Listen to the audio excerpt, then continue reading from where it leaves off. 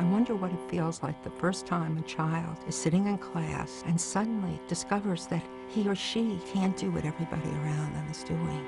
I had a terrible time reading. My teachers at school couldn't understand it. They thought I was a bright student, but I simply could not read. I always felt a little bit different going through school. I remember even at an early age having anxiety. I was never the one who would volunteer to read out loud or give a speech or go to a speech class. You measure yourself against other children, and when you can't read nearly as well as your classmates, it is something that is very disturbing. I knew as a kid there were a lot of things that were different, just about how my mind seemed to work. But, you know, when you're 7 or 8, you just think you're weird. I wanted to talk to the principal, and I asked him, am I dumb? Is this not the right place for me? I discovered my youngest son, and I shared the same problem. And he was then in 2nd grade, and I was about 40. I was 34 years old. And I was dating a teacher, and I was trying to read the paper, and I was having great difficulty reading because I don't read well. And she finally said, "You're dyslexic."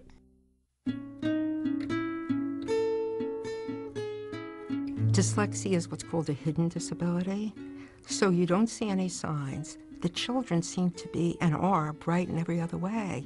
What happens is on the page, there's so many words. And then it's black and white, so everything's just swirling around and I can hardly keep track. I see a bunch of foreign code, and so I have to go through each word to decode it and turn it into sound in your mind. And then, of course, that gives meaning.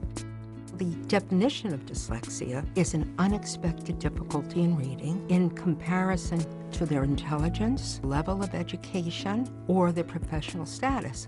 Dyslexia is difficulty with learning to read and the inability to read quickly.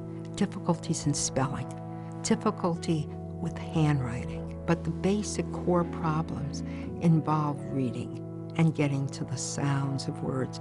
When children are young, they associate reading with intelligence. And reading is simply one way that we accumulate information. It is not anything to do with how we process that information. And how we process that information is far more important. The kind of person we are, the kind of contribution we'll make, the kind of utility we have for society.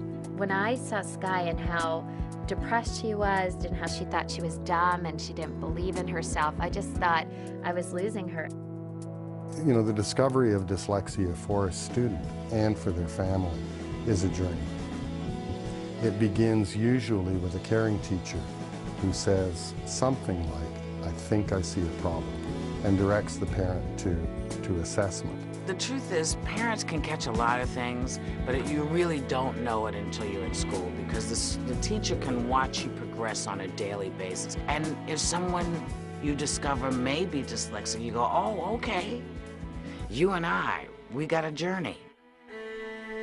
What we now know is you can be quite intelligent and still read very slowly. And in fact, is if you look at the top tier of any profession, writers, people in cinema, physicians, Nobel laureates, attorneys, people in business and finance, there's a disproportionately high number of people who are dyslexic. People who are dyslexic are not going to be your sequential, very literal thinkers. They're going to be the out-of-the-box thinkers. It was only 4 years ago that I was diagnosed with having childhood and adult dyslexia. When I found this out, I was shocked.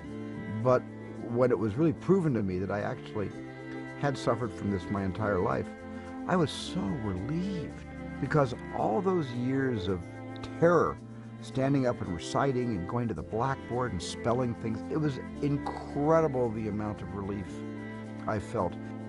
And then I got angry. You know, why did I have to spend so many years not knowing about myself? Why couldn't somebody have brought my parents and I into the fold of knowledge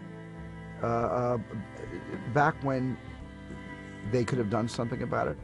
One of the things that is unfortunate with children in public schools is that because you have one teacher trying to organize a classroom with 35 students, you might even realize that that student is probably dyslexic. That student might also be dyslexic.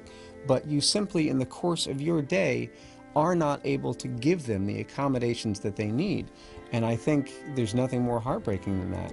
The biggest normal accommodation for a dyslexic is time. And given extra time, they can produce so much more. But this is one of the biggest things that we fight at the moment. Obviously, the more students are able to be diagnosed and the more easy it becomes to diagnose students, the more need there will be for those students to be helped in a special way like